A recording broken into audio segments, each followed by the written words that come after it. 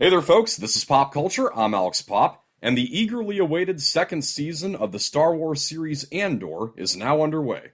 In a generous move by Disney Plus, we are getting 3 episodes a week, all of which will be leading up to the events of Rogue One. The first season of Andor may not have been everybody's Star Wars, but I thought it was great. It was a fresh new perspective in this galaxy, getting into the nitty-gritty of how the Empire views and treats the common folk, and the choices and sacrifices that the people make to help topple this totalitarian regime. Yes, there were sections that require a little too much patience for my liking, but what it was building to was always worth it. The climactic episodes of each arc, Reckoning, The Eye, One Way Out, Rick's Road, fantastic Star Wars all around. Which is why it doesn't bring me much joy to say that Season 2 is off to an underwhelming and even off-putting start. Just a heads up, this review contains spoilers for the first 3 episodes, and bear in mind, at the time I'm recording this, I have not seen arc number 2 yet. I've been busy with work and preparing for a trip to Arizona. I will try to watch episodes 4 through 6 while I'm on the plane. Now, Andor was conceptualized as 5 seasons, but halfway through shooting Season 1, Tony Gilroy determined that the time and energy for 5 seasons was simply not there. So each of the 4 remaining years of Cassian Andor's life were broken down into 3 episode arcs, comprising this second and last season. I figured this would make the pacing of the show tighter than it was in Season 1, but as I was watching these first 3 episodes, I was really not feeling it. Because even when following 4 storylines, there's enough crucial content here for maybe 1 episode. If this arc alone was originally supposed to be the entire second season, I'm not sure I would have been able to stand it had it come to fruition that way. It starts out with a bang, with Cassian going undercover as an Imperial test pilot to steal a new model called the TIE Avenger for the Rebellion. Even before the action sequence begins, the leisurely pacing actually works in this scene. The silence and slow build-up to the heist is genuinely suspenseful. However, it goes downhill when Cassian lands the ship on Yavin, and instead of finding the pilot he was expecting, he finds himself in the middle of a turf war among the rebels. They mistake him for an Imperial pilot, and they hold him hostage as the 2 split factions battle one another. And through all of this, nothing gets accomplished. Cassian just manages to escape at the end of episode 2. He's gained nothing from the whole ordeal, and at the end of the day, it's of as much consequence as Canobite. Most of these Star Wars shows do succumb to filler at some point, but frankly, I thought Andor was supposed to be better than that. The only good thing I have to say about that subplot is in the first episode, when it cuts back and forth every 2 minutes between that and a meeting being held by Director Krennic with only a select few of the most reliable Imperial officers, including Dedra. The way it continuously alternates between those 2 perspectives really stresses the dire state of things, that the rebellion is in disarray while the Empire is on the move. It is good to see Ben Mendelsohn back as Krennic. He is darn good in the role. When you can speak with a lisp and still have a commanding presence, you're quite a thespian. So Krennic informs these select officers that as a huge piece of the Emperor's energy initiative, they're plotting to mine the planet Gorman for a mineral called calcite. This would be an invasive process, as the extent of drilling needed may destabilize the planet, so they need a plan to eliminate resistance from any rebellion presence when they persuade evacuation of the planet. Now that sets up a really interesting thread that I imagine might link all 4 of these arcs over the course of the season. It's just too bad that the rest of this first arc doesn't move forward with that thread yet, and instead we get awkward dinner scenes with Cyril Karn's mother. Yes, Dedra and Cyril are an item now after he saved her from the riot on Ferrix, and in episode 3, we see Dedra's first time meeting Cyril's mom, and it's predictably not a pleasant time for him.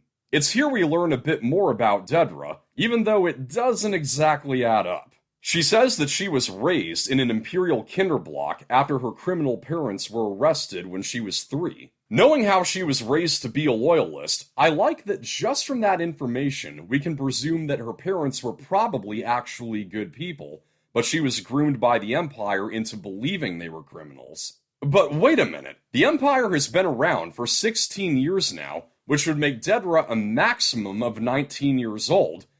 Good thinking casting someone who's 45 for the part.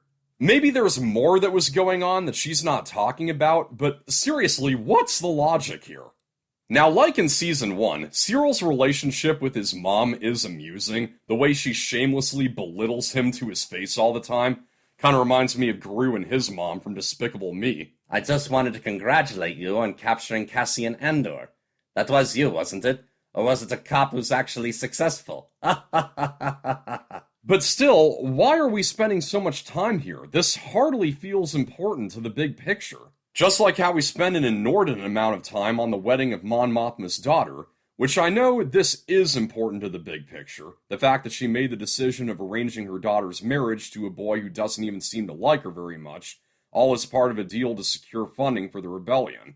However, her investor, Tay Kolma, is considering selling her out and revealing her to the Empire, so Luthen Rael, in all his limitless measures, opts to resolve the situation by having Kolma assassinated. This really is the most consequential plot thread going on in this first arc, but it's also the least eventful, which makes the drawn-out nature of it really hard to swallow.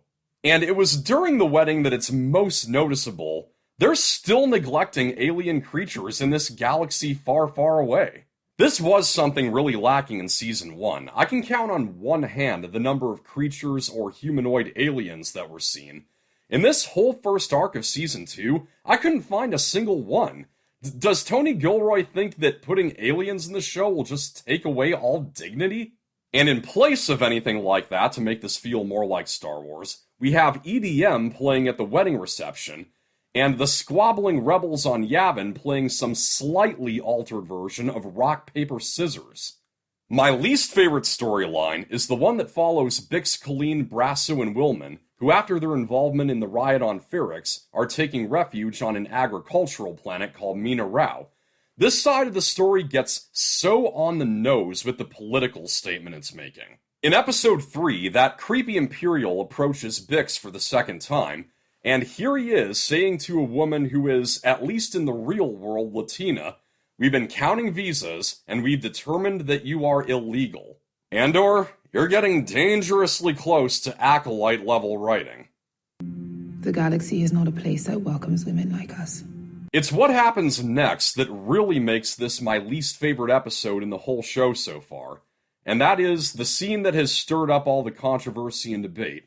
The Imperial trying to force himself, so to speak, onto Bix.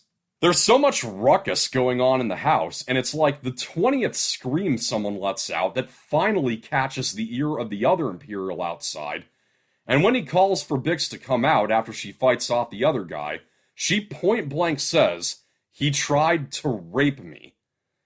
Just hearing that word uttered in Star Wars feels so inherently wrong. Now, I understand the arguments that have been made in favor of this scene, and yes, I know it doesn't become as graphic as it could have been, but still, I'm in the camp that believes this was a wholly unnecessary thing to include. It feels as if Tony Gilroy heard all the praise for how Season 1 pushed the envelope in terms of how dark Star Wars could go, and he really let it get to his head. SA is a serious subject that should make you feel unclean when it's depicted on screen.